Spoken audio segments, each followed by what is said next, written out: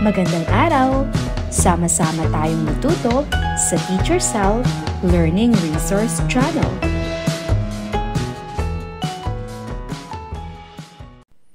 Revised K-12 Curriculum GMRC 3 Quarter 2 Week 3. Ang ating paksa ay pagtupad ng mga gampanin, ang mga inaasahang kilos sa tahanan at paaralan. Tayo ay manalangin.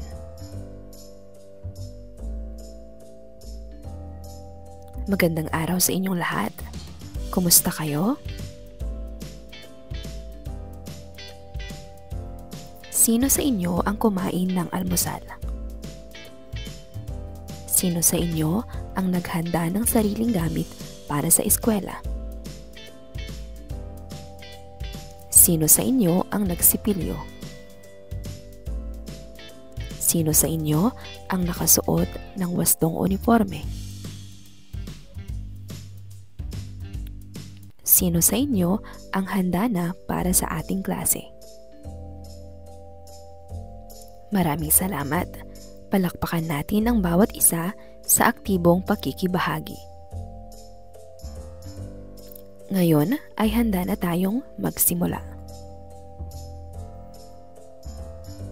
Pagmasdan ang mga larawan. Gumawa ng maikling kwento tungkol sa mga larawan.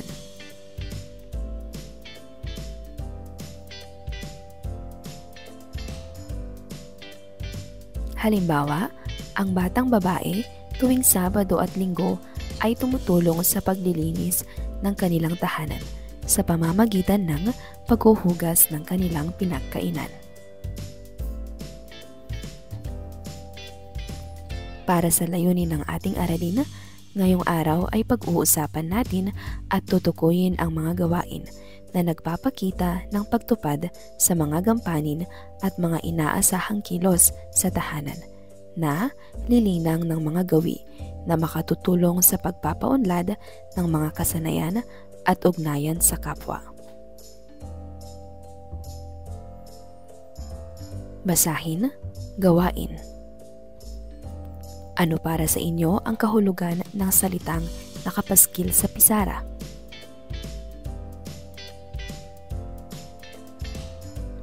Ano ang mga halimbawa ng mga gawain sa tahanan? Tama, ito ay magluto, magkumpuni ng sirang kagamitan, maglaba, gumawa ng takdang aralin, maglikpit ng pinagkainan. Basahin ang maikling sanaysay. Ang responsable kong kaibigan.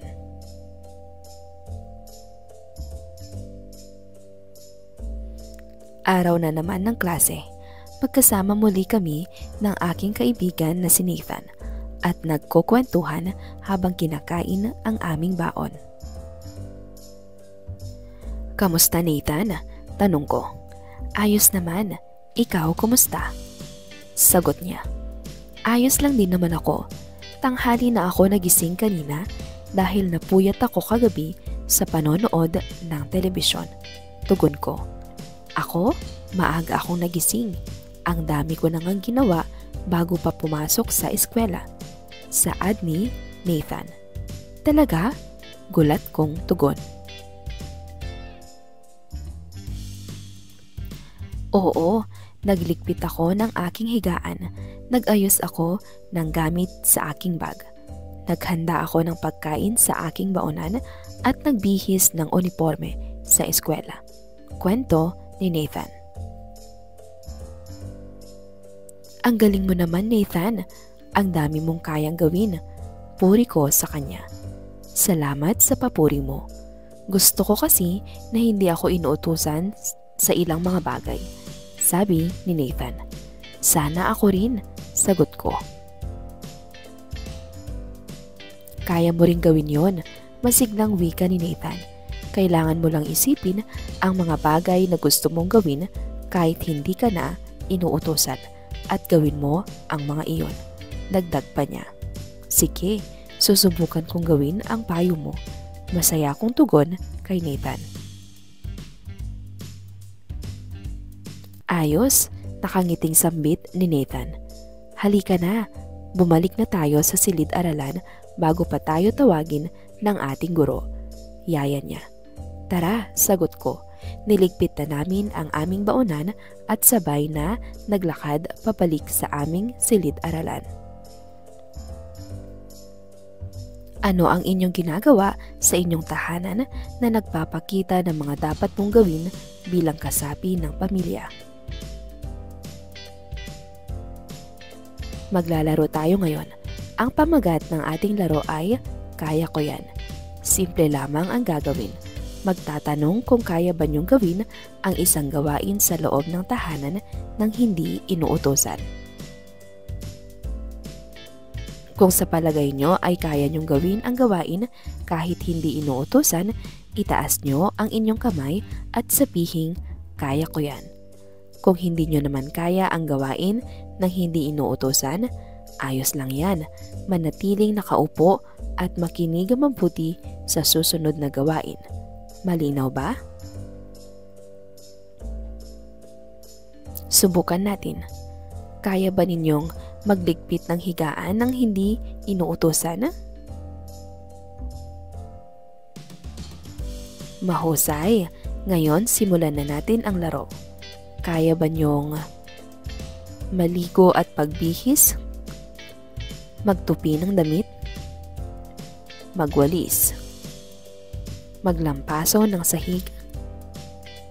Magtupi ng nilabhan? Maglaga ng itlog? Maghanda ng hapagkainan? Magtapon ng basura sa basurahan? Magayos ng gamit sa eskwela? Magsinop ng laruan? Magaling, palakpakan natin ang bawat isa. Ngayon ay dadako naman tayo sa gawain isa. Narito ang panuto. Kumuha ng isang pirasong papel at isulat ang iyong pangalan. Maglista ng mga gawain sa tahanan na iyong ginagawa o nagagawa ng may pagkukusa o hindi inuutosan. Hanggang 10 lamang ang maaaring ilista. Maaaring hindi umabot sa 10, ngunit dapat ay hindi bababa sa 5 ang nasa listahan. Maglalaro muli tayo. Ang pamagat ng ating laro ay Kaya Ko Rin Iyan. Simple lamang ang ating gagawin. Mula sa mga nailista ninyong gawain sa tahanan na inyong nagagawa ng may pagkukusa, pipili kayo ng isa at sasabihin nyo sa inyong katabi na, kaya kong, kaya mo ba yon? Kapag kaya ng iyong katabi na gawin ang inyong sinabi, sasabihin niya na, kaya ko rin yan. Pagkatapos noon, ay siya naman ang pipili mula sa kanyang listahan at magtatanong sa katabi. Ngunit, kapag hindi kaya ng inyong katabi na gawin ang gawain na inyong sinabi, sasabihin niya na, hindi ko kaya yan. May iba pa ba? Kapag ganito, kailangan niyong pumili ng ibang gawain mula sa inyong listahan at tanungin ulit ang inyong katabi. Malinaw ba? Subukan natin. Kaya kong maglinis ng baradong inidoro. Kaya mo ba yon? Hindi ko kaya yan. May iba pa ba? Kaya kong magtupi ng nilabhang damit. Kaya mo ba yon? Kaya ko rin yan. Magpapatuloy ang laro.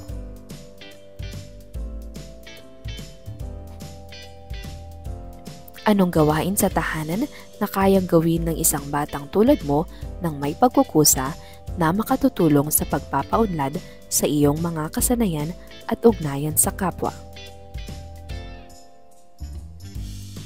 Nagpiprito ng itlog, ngunit naubusan ng mantika. Tama, bumili ng mantika sa tindahan.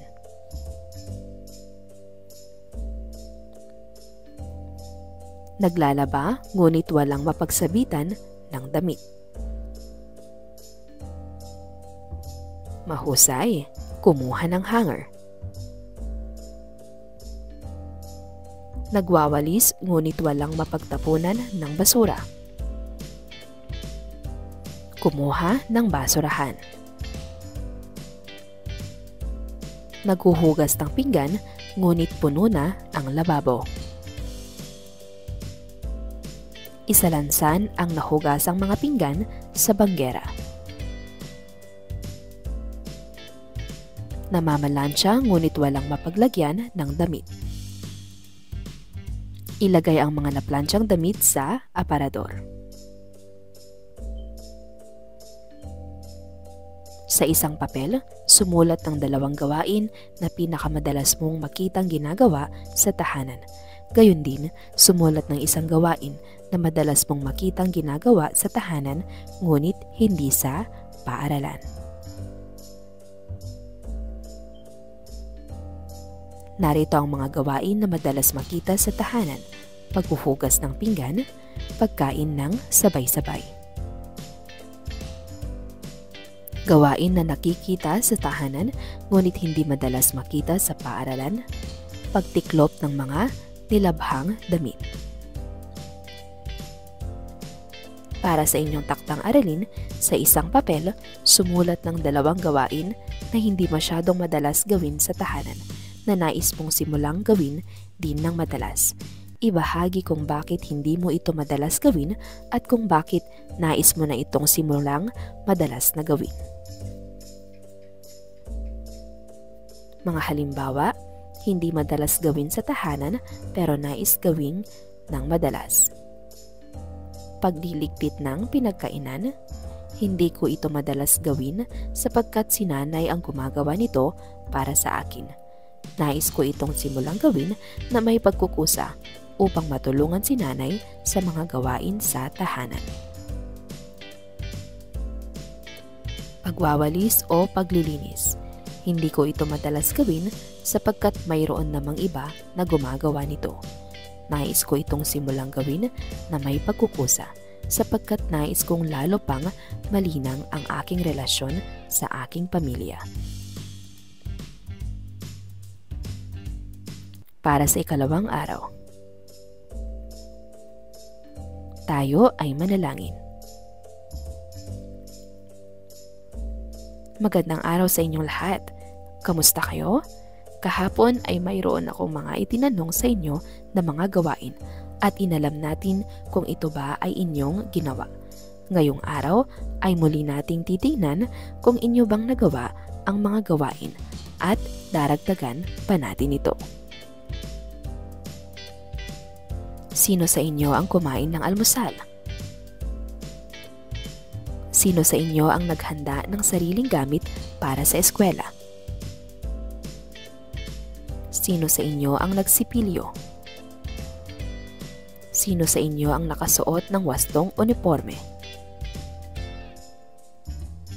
Sino sa inyo ang handa na para sa ating klase? Maraming salamat, palakpakan natin ang bawat isa sa aktibong pakikibahagi. Ngayon ay handa na tayong magsimula.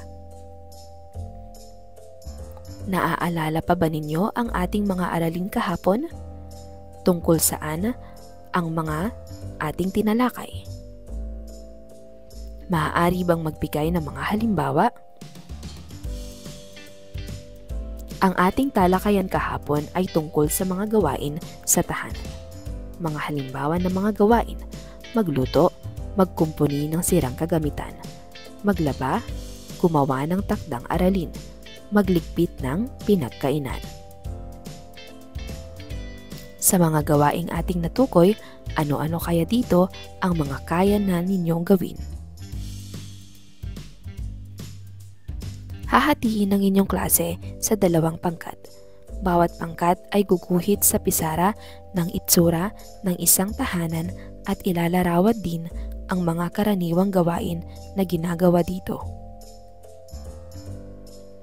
Pagkatapos niyong gumuhit, 1 o 2 kasama mula sa bawat pangkat ang tatawagin upang magpaliwanag ng inyong iginuhit sa pisara.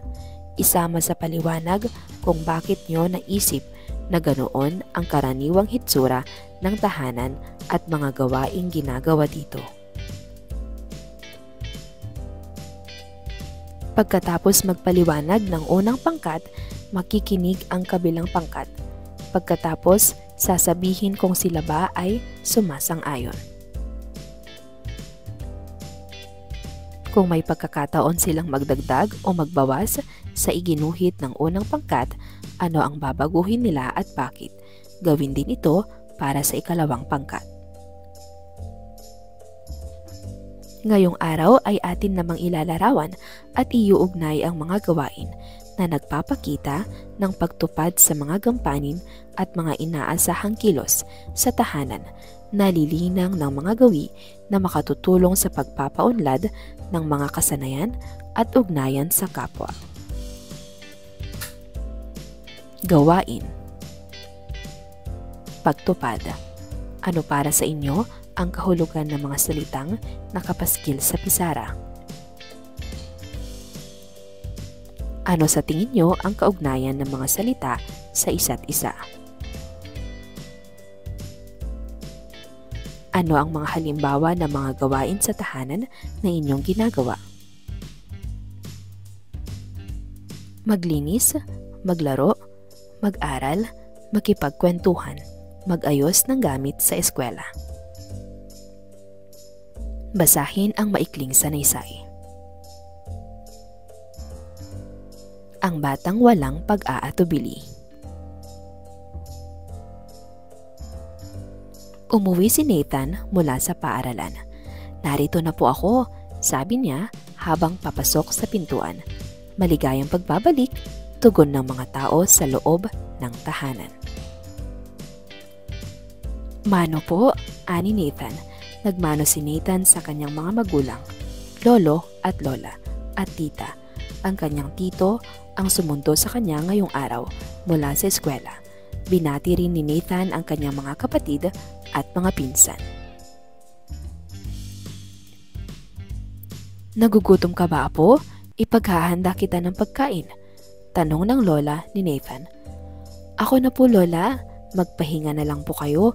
Magbibihis lamang po ako. Tugon ni Nathan. Salamat, apo. Wika ng lola ni Nathan. Walang anuman po iyon, lola. Sagot niya. Dali-daling nagbihis si Nathan ng pambahay at nagtungo sa kusina upang kumuha ng kanin at ulam. Pagkatapos kumain, iniligpit ni Nathan ang kanyang pinagkainan at dinala sa lababo. Dahil busog na siya, naisip ni Nathan na gawin muna ang kanyang mga takdang aralin habang nagpapatunaw ng kanyang kinain. Gagawin ko na ang mga takdang aralin ko para pagkatapos noon ay makapaglaro na kami ng habulan, sabi ni Nathan sa sarili. Nagtungo si Nathan sa kanilang kwarto dahil maraming tao at maingay sa kanilang sala. Subalit, pagpasok ni Nathan sa kwarto ay nakita niyang nakakalat ang mga bagong labang damit sa higaan at mga laruan sa sahig. Walang atubili na itiniklop ni Nathan ang mga damit at inilagay sa aparador. Isa-isa rin niyang pinulot ang mga laruan at inilagay sa tamang lalagyan. Pagkatapos niyang maglikpit sa kwarto, ay agad niyang inilabas ang kanyang mga gamit sa eskwela mula sa bag at nag-aral. Ginawa ni Nathan ang kanyang mga takdang aralin sa agham, Ingles at ganoon din sa GMRC. Matapos noon ay iniligpit na niya ang kanyang mga gamit at ibinalik sa loob ng kanyang bag. Ayan, natapos ko na ang aking mga takdang aralin. Pwede na akong maglaro ng habulan. Masayang wika ni Nathan. Nagtungo si Nathan sa sala upang yayain ang kanyang mga kapatid at mga pinsan na maglaro ng habulan. Nanay, tatay, pwede po ba kaming maglaro ng habulan? Paalam ni Nathan. Nagawa ko na po ang aking mga takdang aralin at nakapagligpit na rin po ako sa kwarto. Dagdag pa niya. Maaasahan ka talaga anak, sambit ng tatay ni Nathan. Sige, maglaro na kayo doon pero mag-ingat kayo habang naghahabulan. Bilin ng nanay niya. Salamat po, sagot ni Nathan. Tara, laro na tayo. Masayang yaya niya sa kanyang mga kapatid at pinsan. Ngayon ay dadako naman tayo sa gawain isa. Narito ang panuto. Markahan ng check kapag ginagawa mo ng may pagkukusa ang gawain sa tahanan. Markahan ng bilog kapag ginagawa mo ang gawain sa tahanan kapag inuutusan lamang.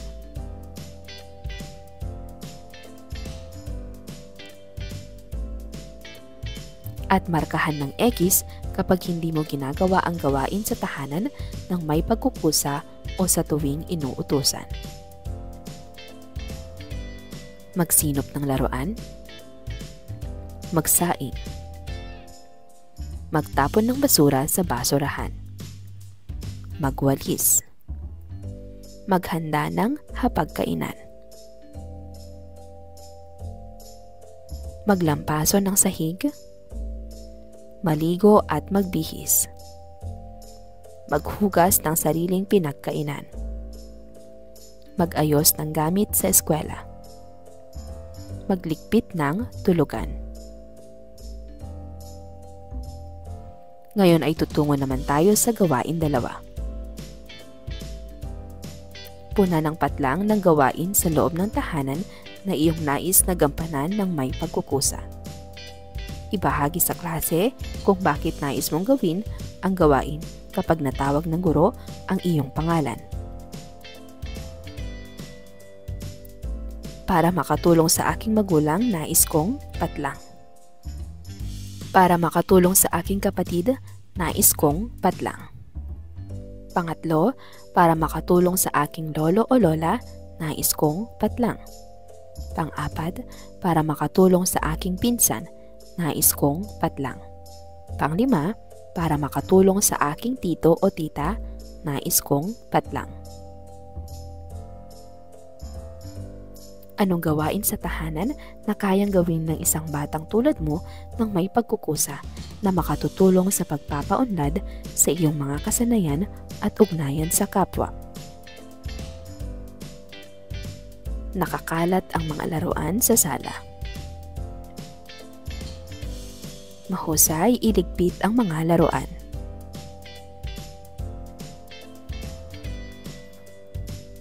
Pangalawa, nakabukas ang ilaw kahit walang gumagamit. Patayin ang ilaw kung hindi ginagamit. Iniwan ang mga pinagkain ng mga plato sa mesa. Ilagay ang pinagkainan sa lababo. Basa ang sahig dahil sa natapong tubig. Punasan ang sahig.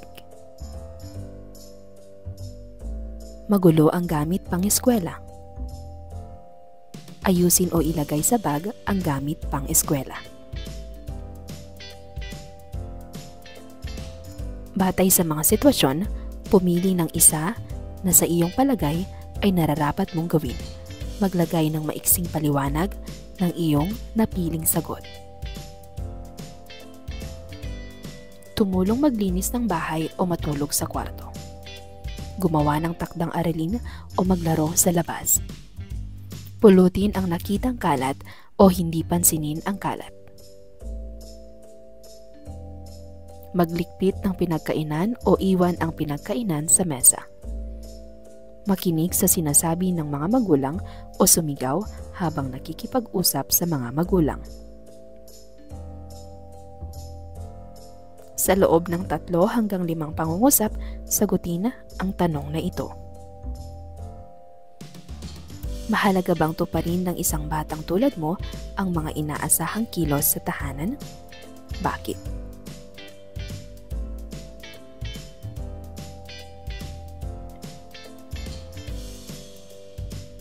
Para sa ikatlong araw.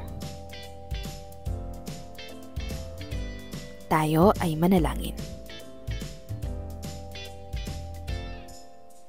Magandang araw sa inyong lahat. Kumusta kayo? Kahapon ay mayroon akong mga itinanong sa inyo na mga gawain at inalam natin kung ito ba ay inyong ginawa. Ngayong araw ay muli nating titignan kung inyo pa bang nagawa ang mga gawain at daragdagan pa natin ito. Sino sa inyo ang kumain ng almusal?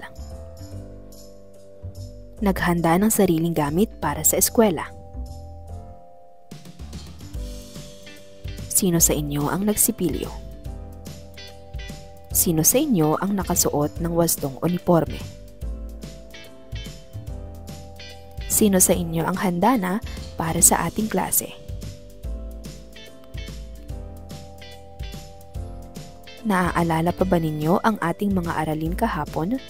Tungkol saan nga ang ating naging talakayan? Maaari bang magbigay ng mga halimbawa? Ang ating talakayan kahapon ay tungkol sa mga gawain sa tahanan na kaya nang gawin ng mga mag-aaral. Mga halimbawa ng mga gawain: maglinis, maglaro, mag-aral, makipagkwentuhan, mag-ayos ng gamit sa eskwela. Sa mga gawaing ating natukoy, ano-ano kaya dito ang mga kaya na ninyong gawin ng may pagkukusa? Bumuo ng 2 pangkat, hahatiin ang inyong klase sa 2 pangkat. Para sa unang pangkat, ang unang pangkat ay aarte o gagawa ng maiksing dula-dulaan tungkol sa bata sa loob ng tahanan na may pagkukusa. Ikalawang pangkat ay aarte o gagawa ng maiksing dula-dulaan tungkol sa bata sa loob ng tahanan na walang pagkukusa. Ngayong araw ay atin namang ilalapat at ipaliliwanag ang mga gawain na nagpapakita ng pagtupad sa mga gampanin at mga inaasahang kilos sa tahanan, nalilinang ng mga gawi na makatutulong sa pagpapaunlad ng mga kasanayan at ugnayan sa kapwa. Ngayong araw ay atin namang ilalapat at ipaliliwanag ang mga gawain na nagpapakita ng pagtupad sa mga gampanin at mga inaasahang kilos sa tahanan na lilinang ng mga gawi na makatutulong sa pagpapaunlad ng mga kasanayan at ugnayan sa kapwa. Narito ang mga salita: gawain, pagtupad, gampanin at inaasahang kilos. Ano sa tingin nyo ang kaugnayan ng mga salita sa isa't isa? Magbigay ng halimbawa ng mga gawain sa tahanan na inyong ginagawa ng may pagkukusa. Halimbawa, gumawa ng takdang aralin, mag-ayos ng gamit sa eskwela, magligpit ng pinagkainan, magtapon ng basura sa basurahan, maligo at magbihis. Basahin ang maikling sanaysay. May kusa si Nathan. Maagang gumising si Nathan upang maghanda sa pagpasok sa eskwela. Naligo siya at nagbihis at pagkatapos noon ay kumain ng almusal. Inayos din niya ang kanyang baon at tiningnan ang laman ng kanyang bag kung may nakalimutan siyang gamit. Handa na po akong pumasok, sabi ni Nathan habang papalapit sa kanyang nanay. Ang nanay niya ang nakatoka na maghatid sa kanya sa paaralan sa araw na iyon. Wala ka na bang nakalimutan? Tanong ng nanay ni Nathan. Wala na po, nanay, sagot niya. Sige, magbibihis lang ako sandali at aalis na tayo, sambit ng nanay ni Nathan. Habang naghihintay na makapagbihis ang kanyang nanay, napansin ni Nathan na kakagising lang ng kanyang tatay. Dali-daling nagtimpla si Nathan ng kape at iniabot sa kanyang tatay. Salamat anak, Nakangiting sabi ng tatay ni Nathan. Walang anuman po at magandang umaga po tatay, sagot ni Nathan. Nagkusa na rin si Nathan na gisingin ang kanyang mga kapatid dahil may pasok din sila sa eskwela sa araw na iyon. Sumandok rin si Nathan ng kanin at ulam at inihain sa mesa para mabilis na makapaghanda ang kanyang mga kapatid na pupungas-pungas pa.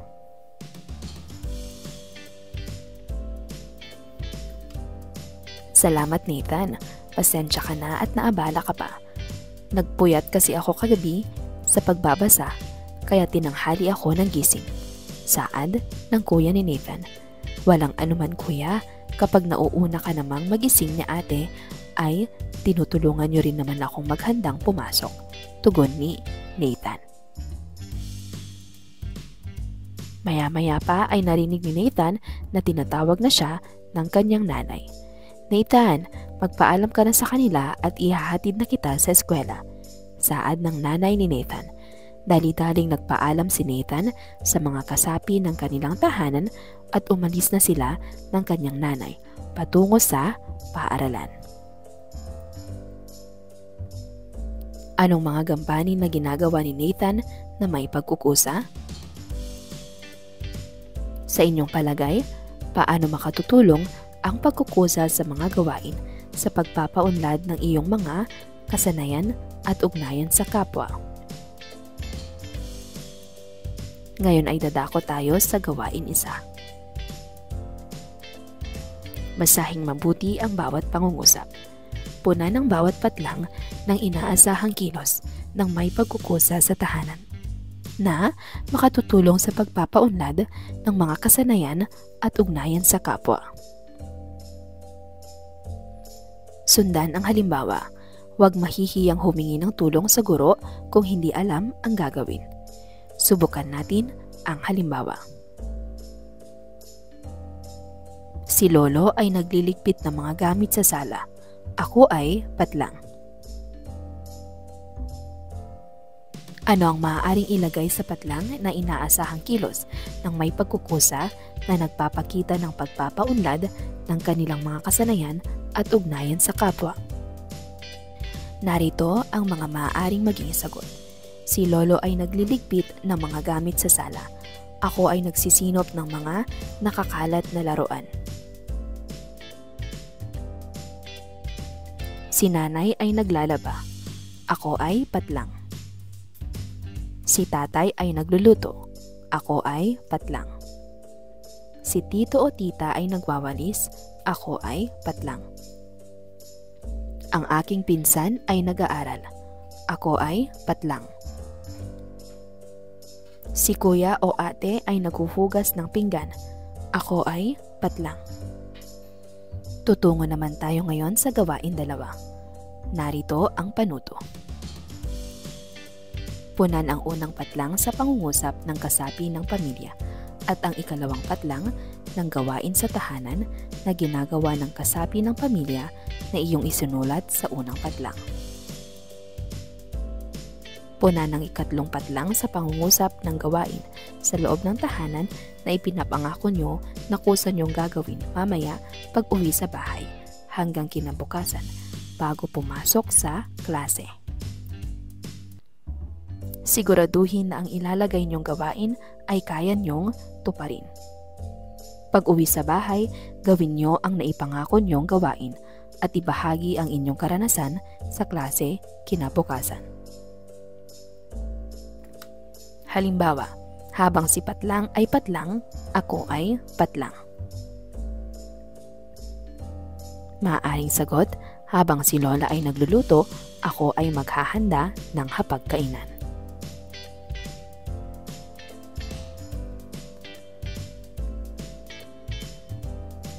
Narito ang mga 5 pangungusap na pupunan.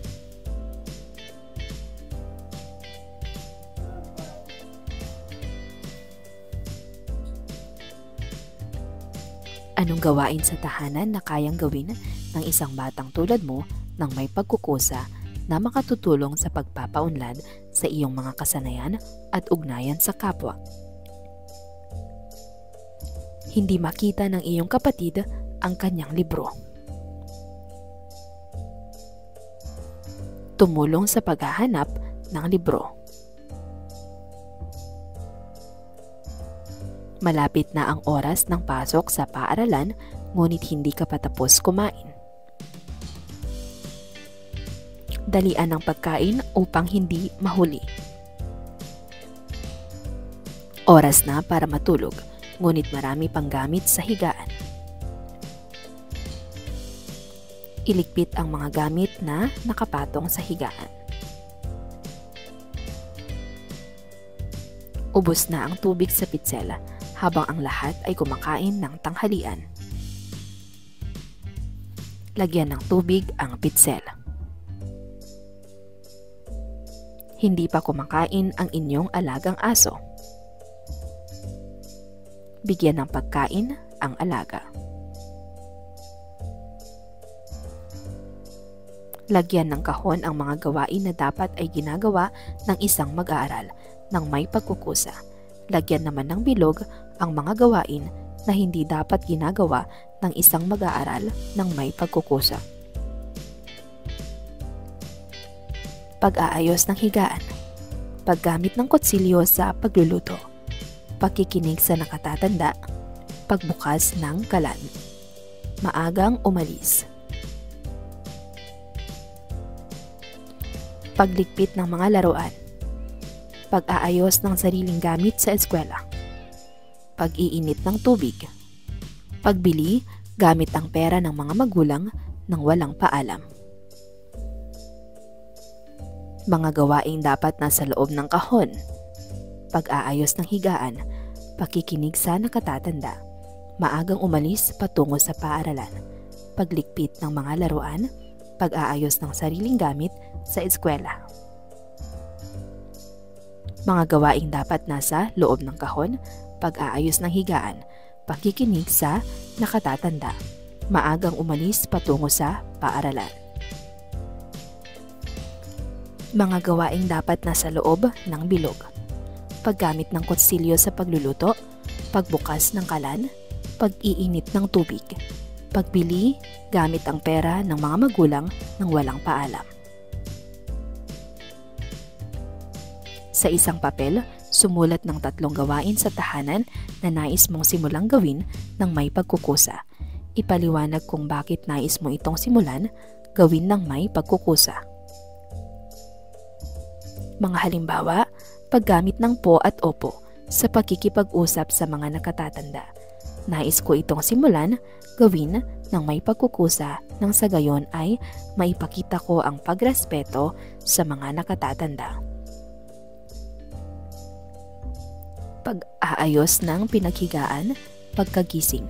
Nais ko itong simulang ng may pagkukusa, gawin upang makatulong sa aking mga magulang sa mga gawaing bahay. Paggawa sa mga takdang aralin. Nais ko itong simulang gawin ng may pagkukusa upang lalo pa akong matuto at maintindihan ko pa ng husto ang aming mga aralin. Para sa ika-4 na araw. Tayo ay manalangin. Magandang araw sa inyong lahat. Kumusta kayo? Kahapon ay mayroon akong mga itinanong sa inyo na mga gawain at inalam natin kung ito ba ay inyong ginawa. Ngayong araw ay muli nating titingnan kung inyo bang nagawa ang mga gawain at daragdagan pa natin ito. Sino sa inyo ang kumain ng almusal? Sino sa inyo ang naghanda ng sariling gamit para sa eskwela?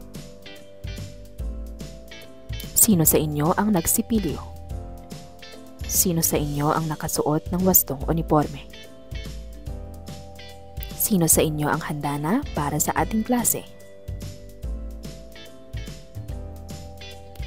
Naaalala pa ba ninyo ang ating mga araling kahapon? Tungkol saan nga ang ating naging talakayan? Maaari bang magbigay ng mga halimbawa?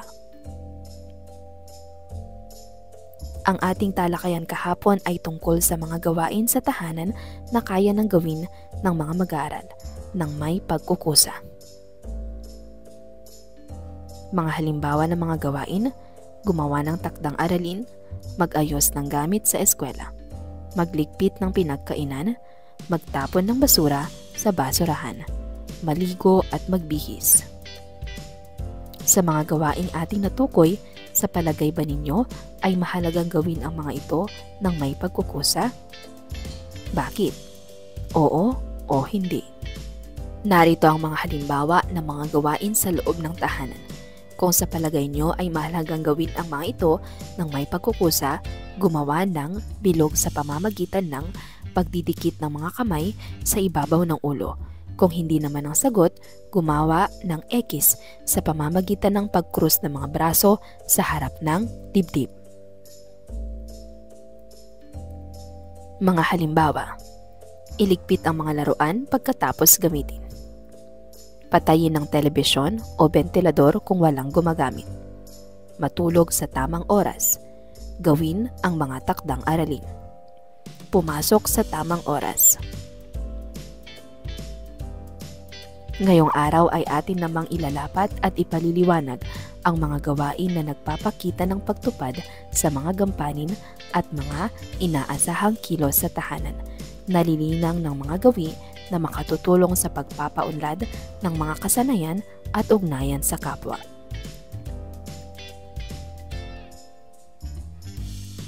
Sa ating pag-aaral ngayong araw, mahalagang mapag-isipan ang tungkol sa kung bakit mahalagang tumupad sa mga gampanin at inaasahang kilos. Gawain, pagtupad, gampanin at inaasahang kilos, kapwa. Ano para sa inyo ang kahulugan ng mga salitang nakapaskil sa pisara? Ano sa tingin nyo ang kaugnayan ng mga salita sa isa't isa? Ano ang inyong pagkakaintindi sa salitang pagkukusa? Hindi inuutusan, kusang loob, inisyatibo, walang atubili, pangunguna. Basahin ng maikling sanaysay. Pagkukusa sa gawain. Nang matapos ang klase, muli kaming nagkakwentuhan ng kaibigan kong si Nathan. Habang naghihintay ng aming sundo pa uwi, "Nathan, may ikukwento ako sa'yo." Masaya kong bungad sa kanya. "Ano yun?" Sagot ni Nathan. Napag-isipan ko kasi yung mga ikwento mo nung isang araw, kaya sinubukan ko ring magkusang gumawa ng mga gawain sa aming tahanan. Ang sarap pala sa pakiramdam na tumupad sa mga gampanin. Sang-ayon ako riyan.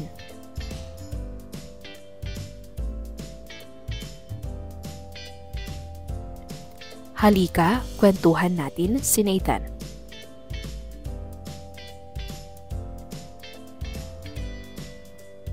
Tayo ngayon ay magkakaroon ng pagbabahaginan. Naaalala ba nyo ang inyong mga ipinangakong gagawin kahapon? Nagawa nyo ba ang mga ito? Makinig tayong lahat sa mga nais magbahagi. Sino ang gustong mauna?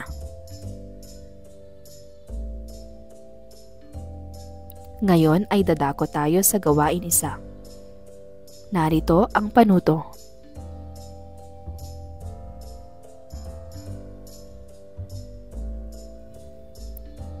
Sagutin ang mga tanong ng malinaw at matapat. Huwag mahihiyang magtanong sa guro kung may tanong na hindi maintindihan. Ano ang nararamdaman mo habang ginagawa ang mga nakatakdang gampanin na may pagkukusa at naaayon sa schedule na hindi mo dating ginagawa?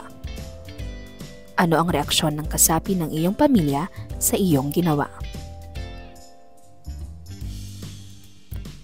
Bakit mahalaga ang pagkukusa? Paano mo higit na maipapakita ang pagkukusa sa mga susunod na araw?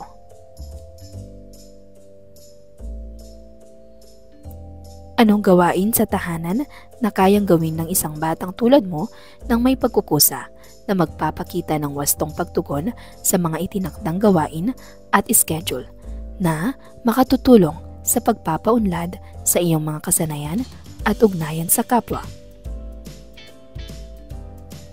Magsisimula na ang oras ng hapunan, ngunit hindi pa handa ang hapagkainan.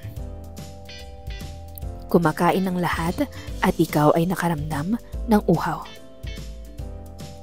Pagod ang iyong nanay galing sa maghapong pagtatrabaho, ngunit makalat ang bahay.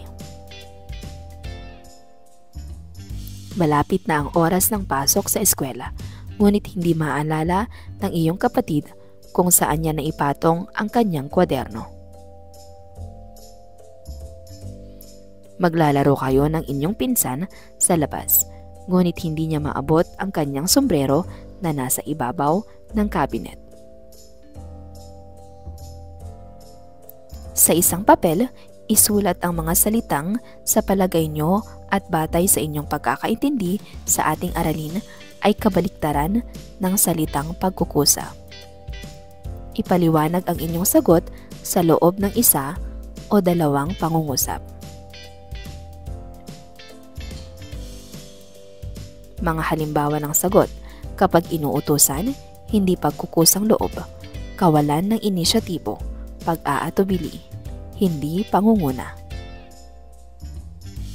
Ang mga salitang ito ay kabaliktaran ng salitang pagkukusa dahil ang ibig sabihin ng pagkukusa ay pagkakaroon ng inisyatibo. Ito ay ang paggawa ng mga gawain kahit na hindi inuutusan. Sa isang papel, sagutin ang tanong sa ibaba. Sa iyong palagay, mahalaga ba ang pagkakaroon ng pagkukusa sa tahanan? Bakit oo o hindi? Halimbawang sagot, mahalaga ang pagkakaroon ng pagkukusa sa tahanan sapagkat naipakikita nito ang aking kagustuhang makipag-ugnayan at makatulong sa aking pamilya.